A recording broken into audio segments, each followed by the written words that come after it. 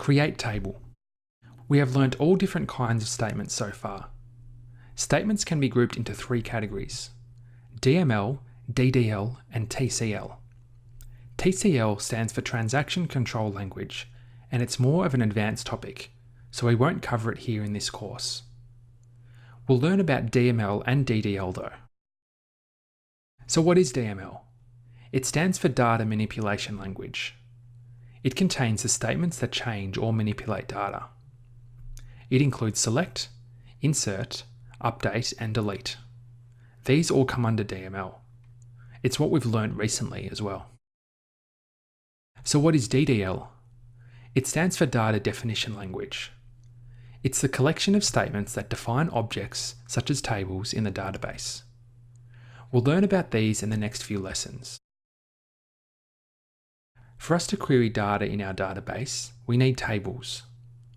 There's an Oracle statement that lets us create tables, and it's a DDL statement. It's called create. It's called create table. The create table statement allows us to create a table and specify its columns. The syntax looks like this. We specify the name of the new table, then open brackets. Now here is where we specify the columns. We enter in as many columns as we would like in our new table. We enter the name of the column, the data type, and any constraints. Column names need to be 30 characters or less. And we won't cover constraints in this course, but we need to know about the data types. We learned a bit about data types earlier in the course. This is where we define them for our columns. Every column needs a data type, so we know what type of data we can put into it. We can't store everything as a text value because it's inefficient and it's hard to manipulate. So we need to choose a data type for each column. Let's take a look at some of them. varchar2 is a common text data type. It's called varchar2 because it's Oracle specific, and varchar is a standard data type and it's a little different. When you define varchar2 columns, you enter the number of characters to store inside brackets. This is the maximum number of characters that the value can hold. For example, varchar2 50 stores up to 50 characters. Number is a numeric data type.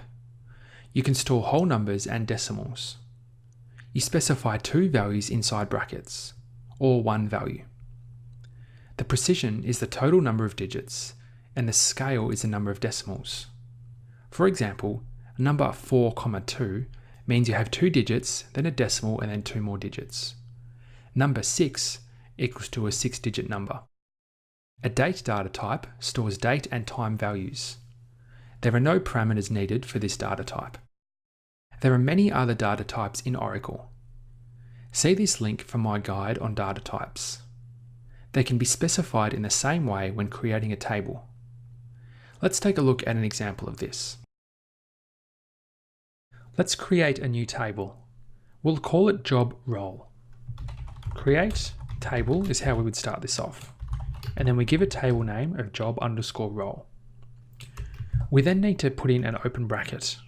This is how we define our table columns. We're going to have a few fields. We'll have a job role ID, which will be a number data type, 10 digits. We'll then have a role_name field, and that will be varchar2 with 50 characters. We then have a role created date field, which will be a date. This will indicate when the role was created. We then close our brackets and put a semicolon. We can then run our query. It will say table job role created. Now we can select from this table.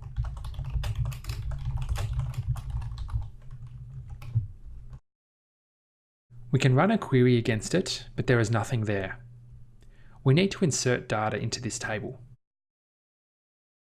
So that's how you can create a table in Oracle SQL. Next, we'll learn how to make changes to a table after it's created.